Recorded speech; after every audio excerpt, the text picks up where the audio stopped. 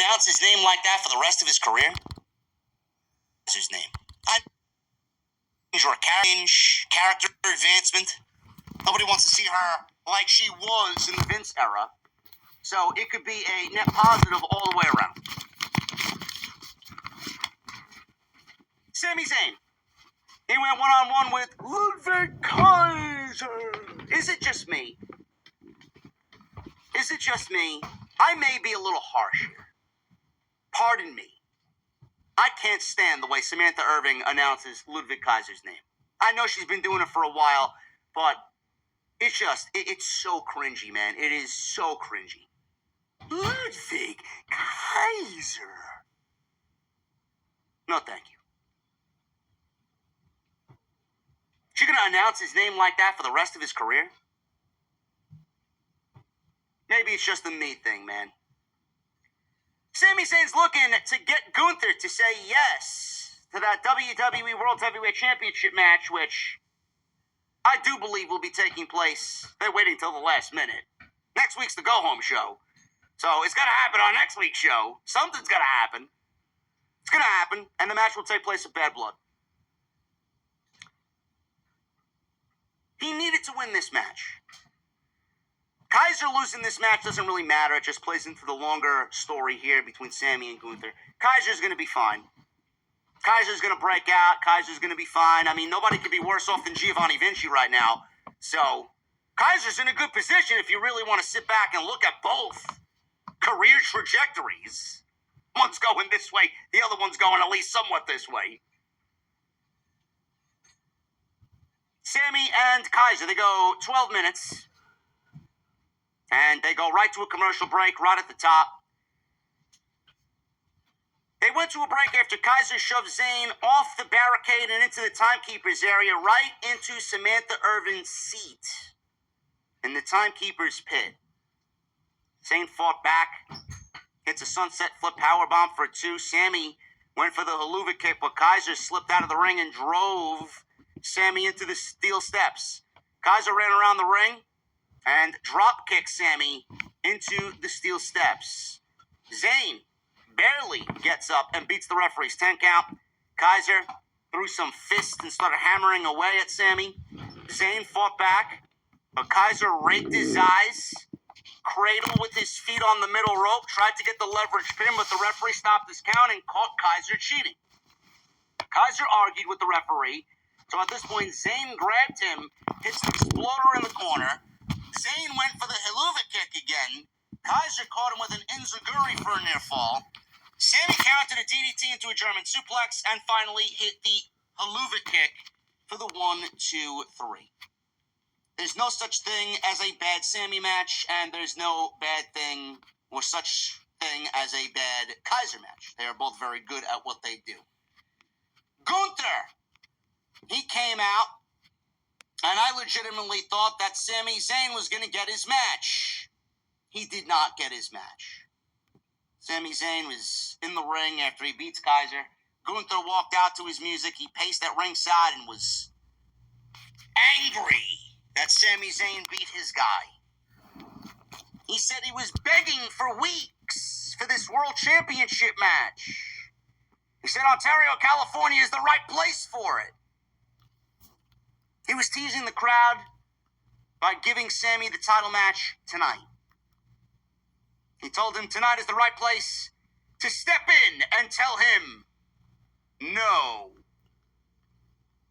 Gunther trolled everyone in Ontario, California, and trolled Sami Zayn. Good on him. Gunther is hilarious. Wade Barrett thought it was funny. He said it was a comedic genius type maneuver by Gunther. I don't know if I'd go that far, but Gunther's sarcasm is one of the best things about Monday night. That Goldberg comment that he made to Bret the Hitman Hart is going to live in infamy for years to come. Gunther is incredible. Get on board. If you're not, I don't know what the fuck you're waiting for. The match will happen at Bad Blood, and it's going to be a banger. I'm sure we'll get the announcement next week. Backstage, we go to the New Day. Xavier Woods was rubbing his chin.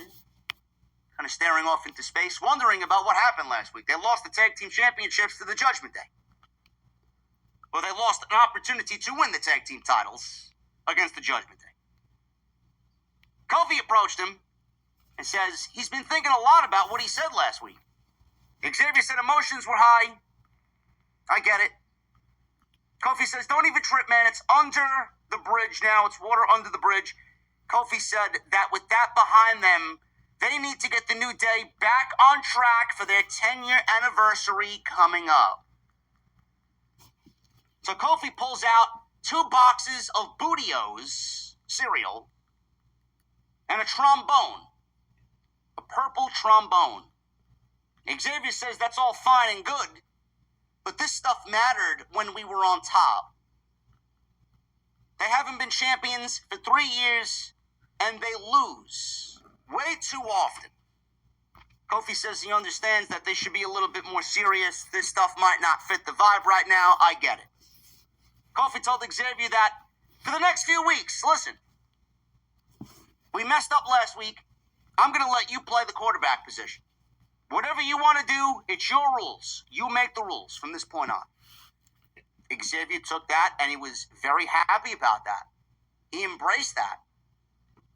So all of a sudden, we see Chad Gable and American Made walk up to the New Day, and they laughed at them. Of course Gable laughed at them. Gable was pointing at the fact that they lost, and the fact that they're sitting there with a toy in the trombone and sugar in the cereal. Of course, he would make fun of the sugary cereal. American Made was there in front of the New Day, and Kofi Kingston says, oh, look, it's the Wyatts! It's Uncle Howdy! Chad Gable got scared. He's still scared of Uncle Howdy. Chad Gable says they are done with those freaks. Xavier and Kofi wanted a match against the Creeds. This is something that Xavier is making happen. He's the quarterback now, and Kofi says, all right, let's do it. So Xavier wants a match against the Creeds. It's the New Day vs. American Made later on tonight on Monday Night Raw. Backstage, Liv and Dom were yelling at Adam Pearce about the cage stipulation, where Dominic has to hang above the ring at Bad Blood in a shark cage. Pearce said the decision was final. Dom says he can't be locked up again. Liv asked Pearce if he cared about Rhea Ripley's cheap shot earlier. No, I don't, says Adam Pearce. Have a great Monday, Liv. Carlito and JD McCafe walked up to them. Liv told them to send the LWO a message tonight. So JD McNuggets turned and ran into Ilya Dragunov and said he'd see him around. Now, I don't know what they're doing with Dragunov and how they're going to associate him against the Judgment Day, but this is now the second week in a row where Dragunov has run into the Judgment Day and has been eyeing up the Judgment Day. So we'll see what happens. Carlito, he's out there with JD McRib, Liv Morgan, and Dominic Mysterio. He went one-on-one with Dragon Lee of the LWO. He's out there with Joaquin Wilde and Cruz del Toro. This is why I can't wait for Monday Night Raw to go back to 2 hours. It would eliminate the fluff from the show. There's no reason why this needed to be on the show. Zero. This match happened in less time than WWE Speed on X. Why are we bringing Speed to Raw? And how many of you guys actually care about Carlito? The downfall of Carlito, the aura-less Carlito, and the just absolute failure that has been his return to WWE should be studied in pro wrestling schools across the fucking nation. He is one of the most boring aspects of the entire show. Carlito has done nothing of note since the Bad Bunny Damian Priest match in Puerto Rico?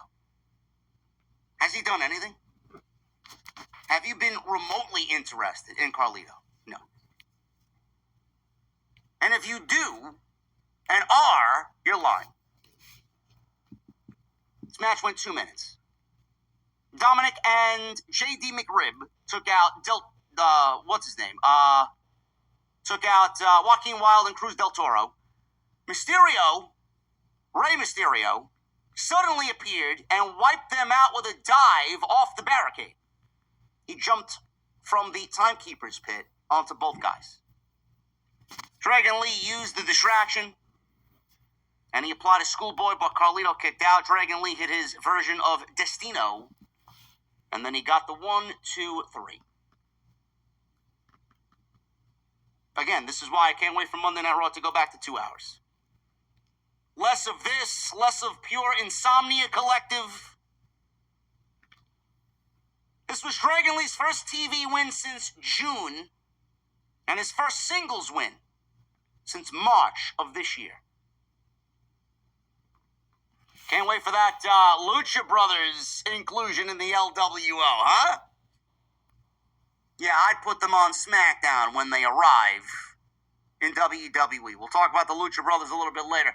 There was a tease later in the show where everybody was like, oh, look, it's the Lucha Brothers. The Lucha Brothers are coming to WWE. And you guys, a lot of people made you look stupid on social media if you thought that tonight. Karrion Kross, he was backstage. He approached The Miz, who was getting ready for his match against Bronson Reed. He told Miz that this match against Bronson Reed was a very bad idea. Yeah, I agree.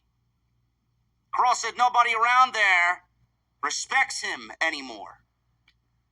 Miz then asked Karrion Kross, what is your game here? What do you want? Kross said monsters come in all different shapes and sizes.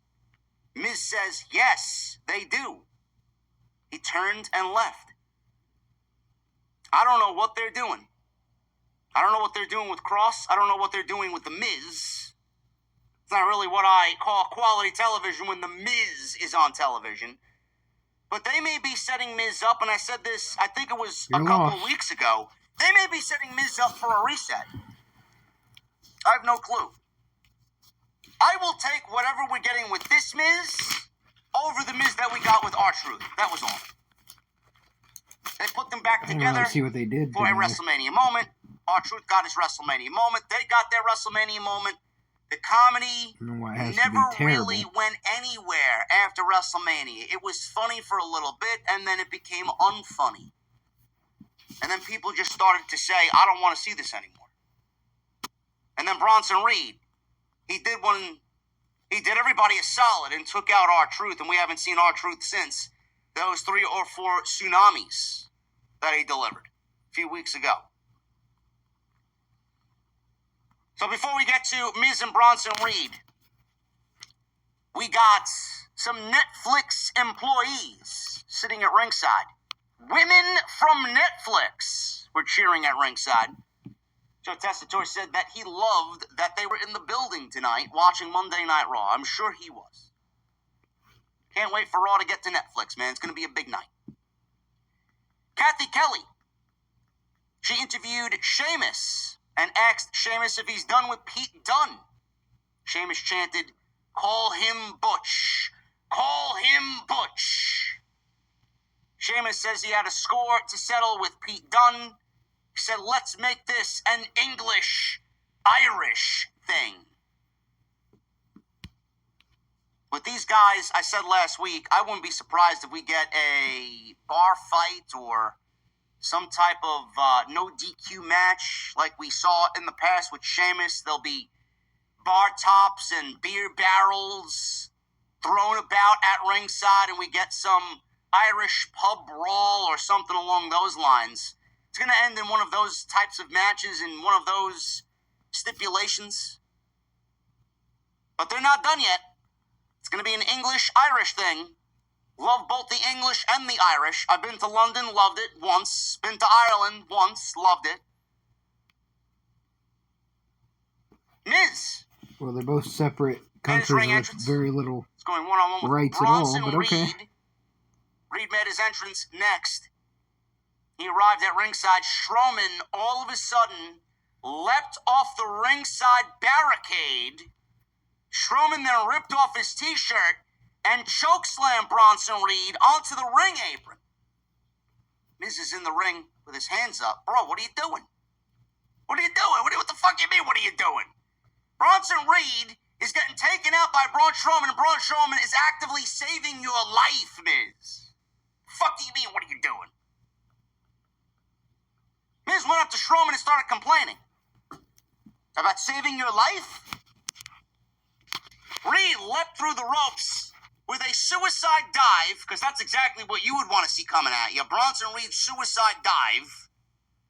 And he took both men out. Security then ran out. Reed knocked two security guys down and landed a tsunami on two guys at the same time. One was laying flat on his back. The other guy was in a pinning position on top of the guy that was laying on his back. And then Bronson Reed goes off the top rope and delivers a tsunami splash across this poor schmuck's back. I would not want to be either one of those guys ever in life in that moment. I would never want to take that move, period. I would rather take a Gunther... Actually, I don't know. What is worse, that or a Gunther chop? I might have to go with the tsunami. It depends, though. Am I going to be shirtless when Gunther chops me? That's a very difficult question, man. What would you guys rather take? A Bronson Reed tsunami or a Gunther knife-edge chop? I don't know. So Reed does a tsunami splash on both of these security geeks.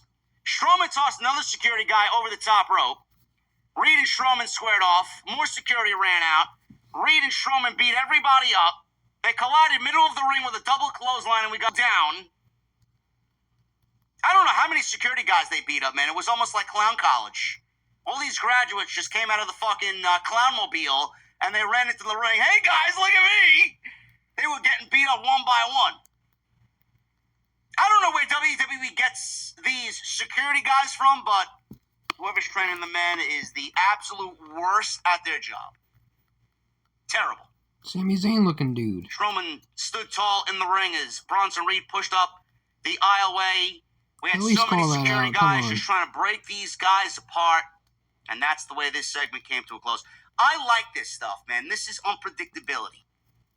Nobody wanted to see a Miz and Bronson Reed match. Nobody gave a shit about that. The fact that they threw this in there and we got chaos and we got these geeks being thrown about and beat up and Bronson Reed goes off the top rope and does a tsunami splash on both guys at the same time and they start colliding with each other. It's like Godzilla meeting King Kong in the middle of the fucking ring. Great stuff. There was a spot in this pull-apart where they were both on the top rope. This was before all of the remaining security guards came out there. Bronson Reed was perched up, sitting on the top rope. Braun Strowman was just pounding away on the back of Bronson Reed with clubbing forearms. I thought that they were legitimately going to do the superplex spot. I think this was a tease for next week's match. I thought they were going to tease breaking the ring here with a superplex spot. But they didn't do it. They got them down, and I think it's going to be a situation where we get this happening next week. I do think the ring in next week's match is going to break. That's my prediction. And I think they teased it with this spot actually build up a match? If they're doing that, good. Took you long enough. Drew McIntyre. He made his ring entrance. They showed a clip of CM Punk's promo from last week where he promised to make McIntyre bleed inside Hell in a Cell and says that he would gladly die in the structure to end Drew McIntyre. Sounds pretty stupid. Those are some pretty harsh words. Those are heavy words by CM Punk. Gonna break some faces. Drew McIntyre stood middle of the ring. very scattered CM Punk chants happening in Ontario, California. I'm prepared for this to be the end of CM Punk. If you are prepared for this to be the end of Drew McIntyre. He says they are already on the verge of this ending. I am ready for this to end. He says he didn't want to get back inside Hell in a Cell. He said in his past Hell in a Cell matches, it's left him broken to this day. He said his wife has begged him for months to get away from CM Punk because she can see what this is doing to him and his family. You working ready to turn heel? Punk. I doubt it. He said match will happen regardless of what their family wants both guys to do. Drew promised to make Punk bleed a lot. Maybe I understand what you're saying now.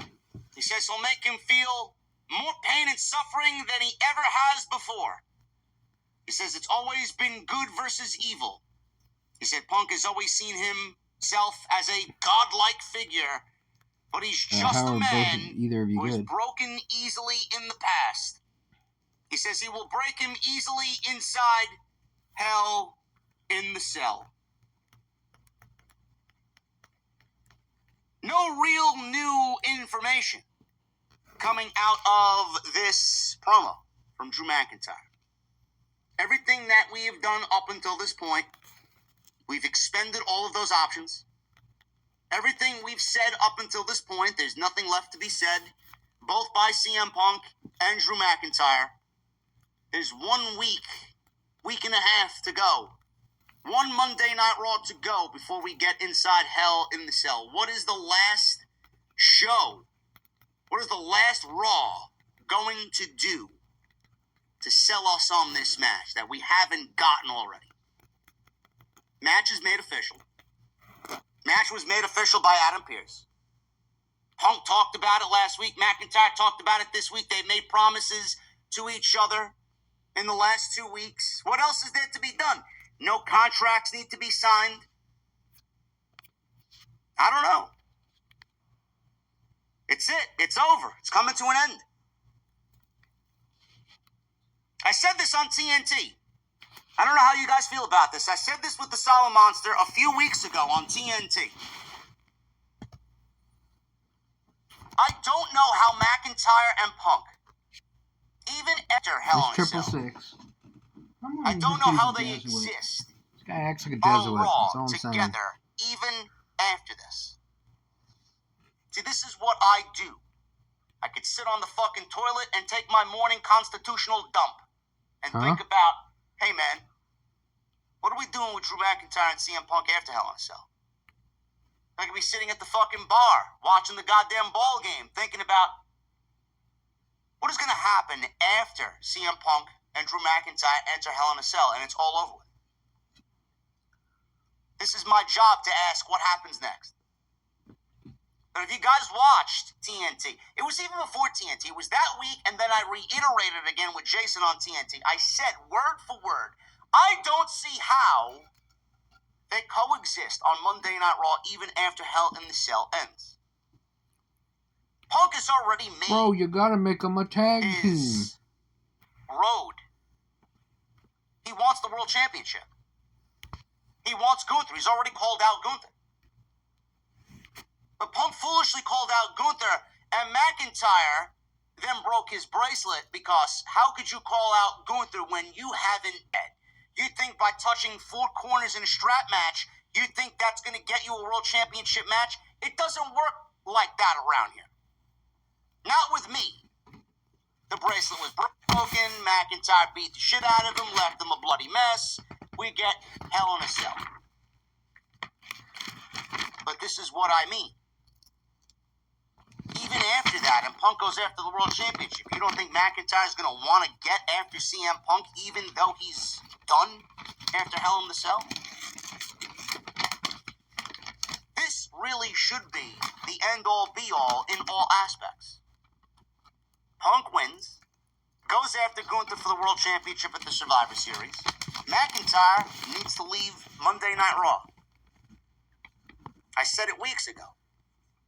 I think moving McIntyre over to SmackDown would be the best thing to do for Drew McIntyre. What else is there for him to do on Monday Night Raw after he loses to CM Punk inside Hell in a Cell? He's not going to go after the Intercontinental title. He's not going to win the World Heavyweight Championship. What else is there for him to do? I'd love to see trades happen on Monday and Friday night. What happened to trades between Adam Pearce and Nick Aldis? If he wants to be done with this, maybe we trade Drew McIntyre over to Friday night in exchange for AJ Styles, who's not really doing much of anything. That's what I would do. They need heels over there, don't they? They need heels over on SmackDown. A lot of that is going to be alleviated when Randy Orton turns heel. Is Kevin Owens turning heel? I don't know. We've gotten the Kevin Owens heel turn before. How many times can he turn his back on a friend and turn heel and then go babyface and turn heel and turn babyface and turn heel? Just a tired narrative over and over again. Who wants to see that again? Maybe what Kevin Owens has done the last 2 weeks is to throw you off for the real heel turn that's going to come. And that's going to be Randy Orton. I don't think we're getting a heel turn yet. Because I do firmly believe that we are going to get all of this that you're seeing on Friday night lead into War Games. Cody's going to try his hardest to convince both Randy and KO to team with him and Roman at War Games to finish the bloodline off once and for all. And when they don't, that's where you're going to see the RKO. That's where Cody's going to have that RKO hit him out of nowhere. And we are on our way to having Cody and Randy feud for the WWE title. Meanwhile, you don't turn Kevin Owens heel. What good would that do to turn KO and Randy Orton? That's why I would move Drew McIntyre over to SmackDown, have him be the heel, have Randy be the heel, keep KO babyface. That's what I'm kind of envisioning here for Friday Night SmackDown. But again, I mean, this is all hearsay. This is just me fantasy booking. But that is going to be an issue after Hell in a Cell. What do we do with Drew McIntyre? Again, you have to ask these questions. What do you do with Drew McIntyre after Hell in the Cell is over? I don't know. I don't know.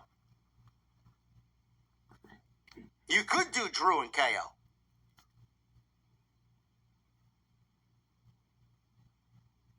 Just some food for thought. Just thinking out loud. Live in front of 2,500 people. I can't wait for this Hell in the Cell match, man. That's the second week in a row that we've gotten the mention of blood. Punk says he's promising to make Drew bleed, and Drew says he's going to make Punk bleed a lot. I don't know how WWE is going to push the envelope. How far they're going to push the envelope. But there will be blood. And I mentioned last week, I would have this be very similar to what CM Punk did with MJ in AEW during their dog collar match. Same level of intensity, same level of bloodshed. That's what I would do. It's a good foundation for them to build off of and emulate going into Hell in a Cell. Kathy Kelly interviewed Adam Pearce about the Bronson Reed and Braun Strowman situation. Pearce says it's gone way too far. He said a regular match isn't enough. He says they will wrestle next week in a last monster standing match. Pearce heard yell.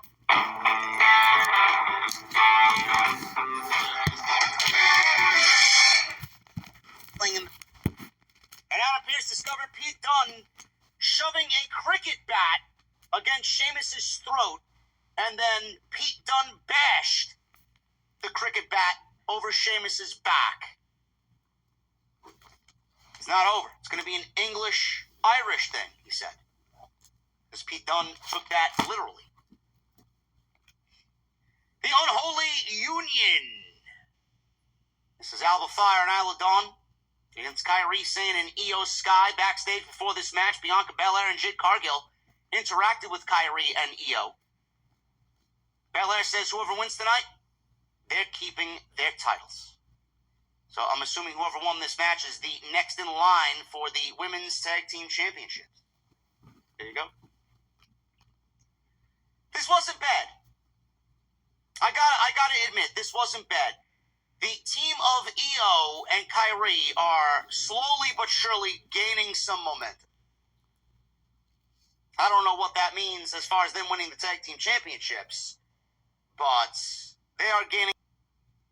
They're doing all of this without Asuka and doing all of this without Dakota Kai. Damage Control, I don't know if they are still considered Damage Control. I would move away from that with these two. I would have them just be Io and Kairi. Damage Control is dead. Get Tegan Nox Dakota with Kai cannot Dakota come Kai. back and be Damage Control. Asuka cannot come back Or Raquel. and be Damage Either Control.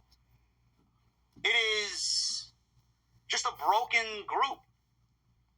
All of these women, I said this once before in the past, all of these women will stand on their own better individually than they would be together in Damage Control. Plus, the division needs it. I personally can't stand the tag team division. I think wasting Io and Kairi in a fucking tag team is just so beneath them. But they're making it work because they are both great at what they do. I can't stand the women's tag team titles. I think they're an eyesore. I think they're a waste of TV time. They're fucking absolutely worthless beyond anything you could possibly comprehend. But WWE is going to continue to push them. I think Jade would be better off on her own. Bianca would be better off on her own. I think all of these women would be better off on their own. You don't know how good the women's tag team division is because you're masking all of these women in fucking tag teams because you gotta book the tag team division. Because you got tag team titles. Now, if we get rid of the tag team titles and we hold the championship, how much better is the division then? How much better would the division be? Again, more food for thought. Bianca is in a tag team. Yes, Cake. Bianca is in a fucking tag team. Just that alone, it doesn't sound right coming out of my mouth. More of what happened last week with Io and Bianca. That's what we need to see weekly. This wasn't bad, though. Alba Fire and Isla Dawn took control, worked over Kairi Sane through a commercial break. After the commercial break, Io makes a hot tag and knocked both women down with a double springboard dropkick. Isla Dawn gave Sky a cheap shot. Fire applied a cradle for a very close 2 count. Kairi Sane wiped out Fire with an insane elbow outside the ring. Jesse texted me at this point, and I quote, "I never want to see Kairi Sane jump off the top rope ever again." I guess Jesse thought it was bad. It did not look good, though.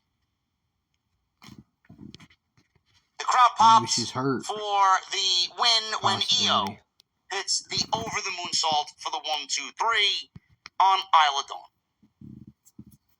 Io's getting over. Gee, man, what a shocker. Io is getting over. Why? Because she's fucking great. I would put the tag team titles on them. They ain't doing shit on Bianca Belair and Jade Cargill. The next time they wrestle and defend those tag team titles, they need to lose. And then the tease for an eventual split needs to be put in motion. That tag team ain't going nowhere. Has Jade benefited from working with Bianca? I'm sure she has, in some ways. But is it translating to what we see on screen? No. I don't think Jade's gotten better at all. Even coming over from AEW, the Jade that you got there, you're getting here Nothing has changed. Nothing. Kathy Kelly. She interviewed Bron Breakker ahead of the Intercontinental Championship match with Jey Uso in the main event. Breakker says it's game day, and that means the dogs are barking in Ontario. His tone shifted from enthusiastic to angry.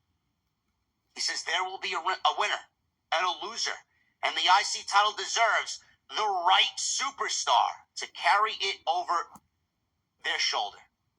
He says someone's getting their ass kicked, and it won't be him. He says he'll be champion for so long, Jey will have to work his way back up in the standings. The New Day. They made their ring entrance, and they were getting ready for their tag team match against the Creed brothers. This was actually a very good tag team match. They gave these guys a lot of time. 15 minutes worth of time to tell the New Day story. Xavier Woods, once again, I don't know if you guys were aware or if you were paying attention if you watched the show. He wore all black and Kingston wore green. So clearly, as far as their ring attire, they are not on the same page. Does that mean anything? I mean, last week it might have been, all right, it's just, just a formality or whatever. This week was more purpose. Last week it was like, all right, maybe it's just one. They do it again? Yeah, something's going on there. So Julius, he gave Kingston a superplex while Woods gave Brutus a superplex. They went back and forth. Both teams did for a little bit. After this double superplex spot, we go to a commercial break. The Creeds, they were on the offensive here. The New Day, they were in trouble.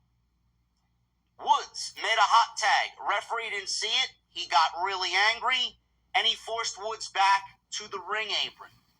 He did not see the legal tag. So he forced Xavier back to the apron, and the Creeds double-teamed Kofi Kingston.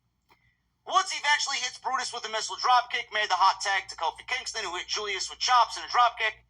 Kingston wiped out both Creeds with a trust fall dive and hit Julius with a flying crossbody in the ring for 2. Julius ducked a Trouble in Paradise, but Kingston countered his counter and hit Trouble in Paradise anyway. Kingston tagged in Woods before wiping out Brutus with a big flip dive. Woods went for the top, and he distracted himself because Chad Gable jumped on the ring apron, and he jumped off the top rope. He basically cost himself this match, did Xavier Woods. He was worried more about Chad Gable and took his anger out on Chad Gable than worrying about the Creeds and winning this match. So he got distracted by Gable. Woods yanked Gable into the ring. Woods lost his cool, aggressively started punching at Chad Gable. Woods finally stopped. Julius, jumping knee right to Woods. Kingston tried to assist, but Julius knocked him out of the ring with a big shoulder tackle. Creeds hit Woods with the Brutus ball and the 1-2-3. The New Day lose. Kofi Kingston gave Xavier the quarterback position to make the rules. He made this match. He wanted this match. And he lost the match for the New Day. Xavier Woods has nobody to blame but himself. It's going to be interesting to see where this goes. The New Day is more interesting now than they have been in the last 3 years. They keep mentioning 3 years. They haven't won championships in 3 years, did the New Day. That was the last time they were relevant and important. Liking what's going on here, man. Genuinely curious about what they do with Xavier Woods, if they do turn him or not. But they have mentioned the 10-year anniversary. I could see that being a boiling point. Something big happening there, and Xavier just says, you know what? Fuck it. I'm over it. I do wonder, though, I did mention this last week, does this open up the idea of Big E coming back to television in a non-wrestling role, eventually to try and be the bridge to get Kofi and Xavier back on the same page. Only time will tell, but I would not be surprised to see that happen. Damian Priest. Damian Priest is very good when he's cutting a video promo vignette. This is what they need to do moving forward with him. He always looks and sounds great in these controlled environments. He's backstage, he's talking about Finn Balor and the match that will take place at Bad Blood. Growing up, there was a saying priests liked to use, "Am I my brother's keeper?" On the streets, they knew better because someone was always willing to take what you had. Life can take you to some unexpected places. Life brought him to the Judgment Day. A crew that became family. Family that gave him a brother to keep. Finn Balor. They talked about running WWE. That's exactly what they did. But Balor always wanted it to be about him. When Rhea Ripley became champion, Priest was happy, but Balor, when the cameras were off, he was always jealous, always envious of other people's successes. Success that he wasn't seeing. Priest became champ, and Balor had that same face. Well, hello, got me like whoa. Well, hello, got me like whoa. Well, hello, got me like whoa. Well, hello, got me like whoa. Save more with the Low Payment Kings at the Buckeye Superstore. During a Jeep Adventure Days sales event. Save 11% to 21% off MSRP on award-winning new models like Jeep Renegade, Jeep Compass, Jeep Gladiator, the most awarded SUV. Skip. His final line was that he would rip his heart out at Bad Blood.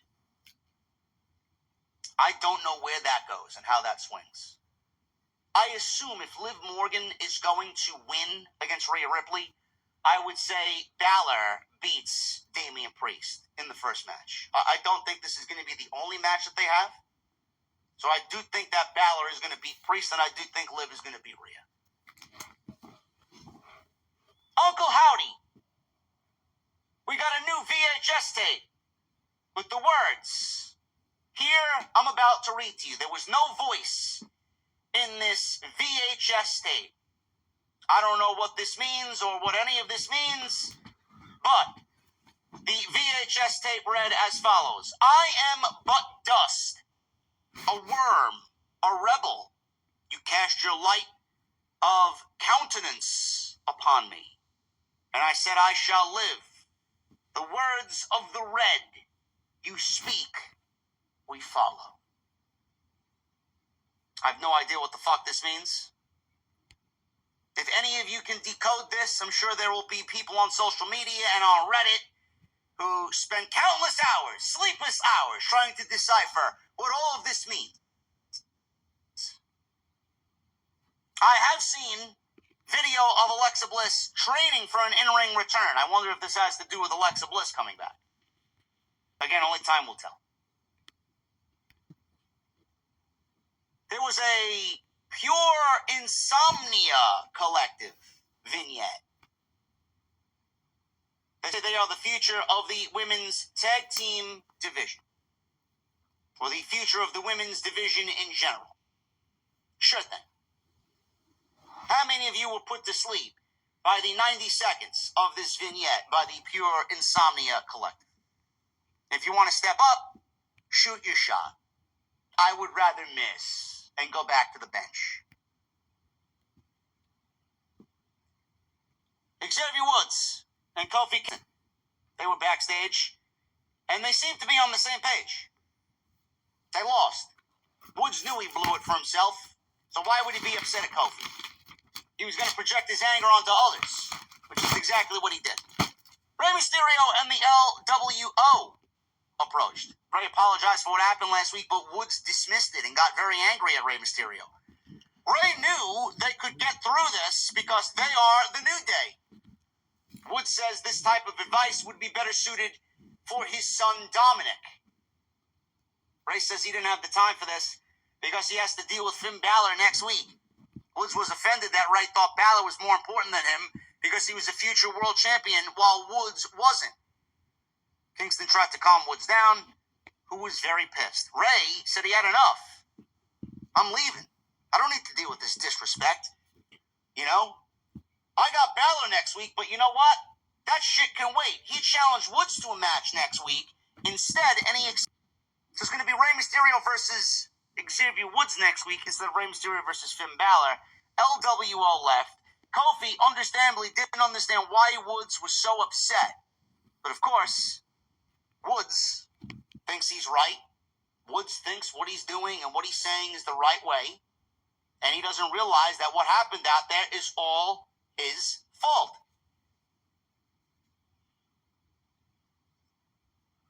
We got this vignette, this video package. That was a circle being lit on fire, and it looked like some Viking lettering. I don't know what everybody else thought of this, but if you guys go to their social media, I'm sure you'll see it. I'm sure they'll post it on YouTube. It looked like some Viking lettering. Everybody was making it out to be the coming yet for the Lucha Brothers. I don't know why everybody thought it was the Lucha Brothers because it had Penta, there was a P, there was an R, and there was an F. Now, if you go translate this in the language of the Vikings, this, according to the sleuths on social media, spell war. Now, I don't know what that means as far as Penta and Rey Fenix, but they will be coming in regardless. To kindly let everybody down easy tonight, this is not the fucking Lucha Brothers. This is the War Raiders, or the Viking Raiders. Or what I hope is the War Raiders. Triple H has changed names. Triple H has changed names on the main roster. We've gotten Pete Dunne back to being Pete Dunne. We've gotten LA Knight back on television. Are we looking at Triple H bringing back the War Raiders and finally doing away with the Viking Raiders? One could hope, right? Remember that? The Viking experience. The Viking experience, pal! I hope to God it's the War Raiders. And good for them. Imagine getting them back in the tag team division, man. You guys probably, most of the WWE audience probably has a short-term memory because the shows just happen so frequently and they move so fast. Ivar was fucking doing great on his own. Ivar was killing it as a solo. Then Eric got hurt. So he had to. Eric got hurt. I don't know when Eric's coming back. I don't know what his timetable is. But this could either be for the War Raiders or Ivar coming back.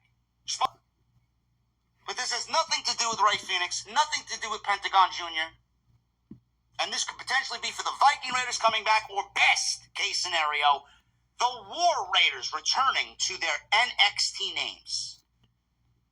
Maybe they just go back and give us Hanson and Rowe. But I think Ivar and Eric, I think they got more equity in the WWE than Hanson and Rowe do. But maybe they just changed the name of the tag team because that's what's most important. So we'll see what happens. I know Michael Cole will be happy, man. He can't wait to see the helmet back. He loves that fucking helmet. Main event. Jey Uso's entrance started on the concourse. He was surrounded by fans. He did a big yeet in front of the large crowd. Both guys get their ring introductions. Jey Uso gets his. Bron Breakker gets his. Main event for the Intercontinental Championship. 90 seconds into the match, we get a commercial break. But Jay, right before the commercial break, hits a suicide dive into the first commercial. So we come back from break.